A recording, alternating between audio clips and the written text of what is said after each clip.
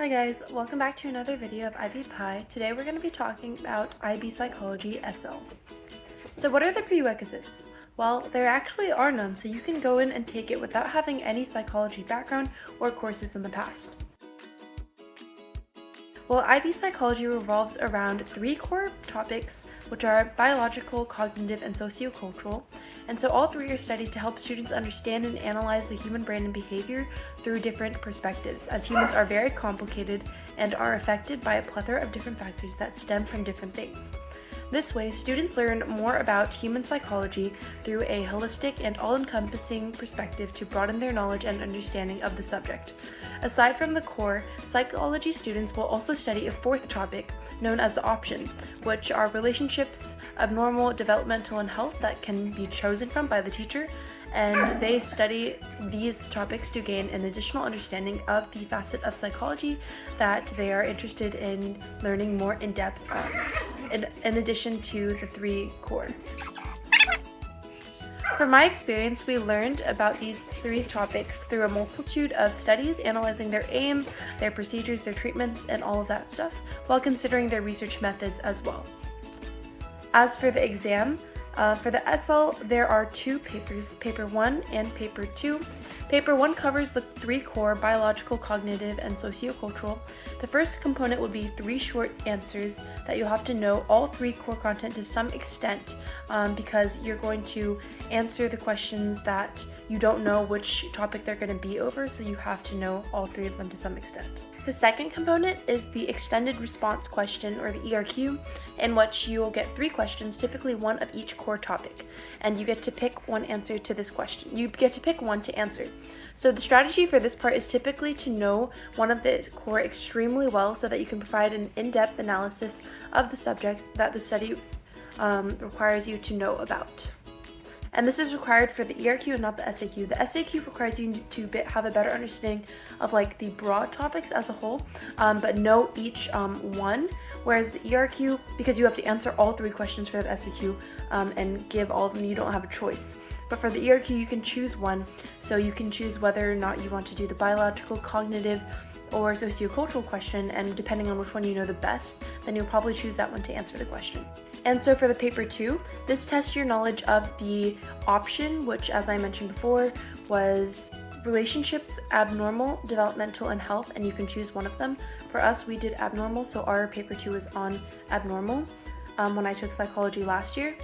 And each option has multiple topics. In my case, our class chose abnormal psychology, as I mentioned, and we had three topics: diagnosis, etiologies, and treatment. And so for Paper 2, we were given these three questions, one from each topic in abnormal, and asked to choose one to write about for our extended response question, or ERQ. And each response, similar to the three core, there are a lot of different questions you could be asked to answer. So the strategy typically is to know one of the topics front to back, because you know there will be one question on that topic in abnormal psychology, or whatever it is the option is for you. And as for the workload, I would say that there isn't typically too much homework aside from the occasional study that you have to read, or the studying that you do before a practice SAQ or ERQ, and then you have to really grind to remember the studies that can be applicable when explaining a question that you're asked to answer on the exam or just a test in class. So I think the hardest part is probably the fact that all of the test is written, so you really have to have a good memory of the studies that you learn in class and how they can apply to certain questions that you might be asked. So I think it's best to prepare in advance so that you're not cramming all of that into one night. But other than that, there's not too many like out of school projects that you need to do, or any super extraneous homework assignments that will take you hours and hours to complete. So should you take the AP exam? No, I do not think that you should take the AP exam, and my psychology teacher, my IB psychology teacher, agrees with this assertion, and she was actually the one that advised us against taking the AP exam unless you are prepared to self-study a lot. Because the thing with AP is that they breeze over a lot of content in less depth, because it's only one semester, but they cover like a lot of more topics, I would say. But the IB exam is a lot more in-depth, and you learn a lot more studies that are related to the 3 specific topics and the option that you're learning. So you learn more in depth, but it's less like terminology, so to speak. So then you have to know a lot more terminology and vocabulary words on a more surface level for AP.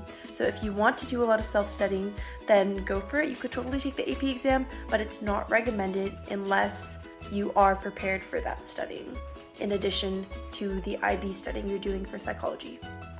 So my personal opinion on the course is that I thought it was really enjoyable actually.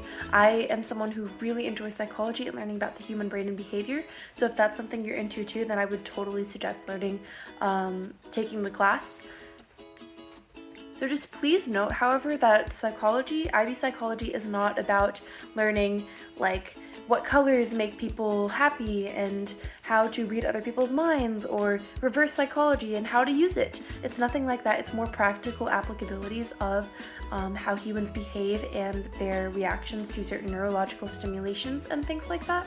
So it's more technical than kind of abstract, I would say, but it's very interesting to learn about these certain like theories and stuff that we can see throughout our lives and in people every day, even though we might not be always aware of it. So I think that's something that's super interesting.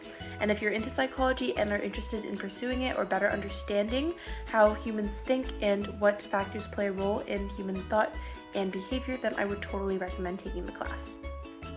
And as always, thank you so much for watching. Please hit that like and subscribe button if you enjoyed this video, and please tune in for more when we post again. If you have any questions, please don't hesitate to drop them down below in the comments, and we will be sure to answer them. Thank you so much for watching, and bye!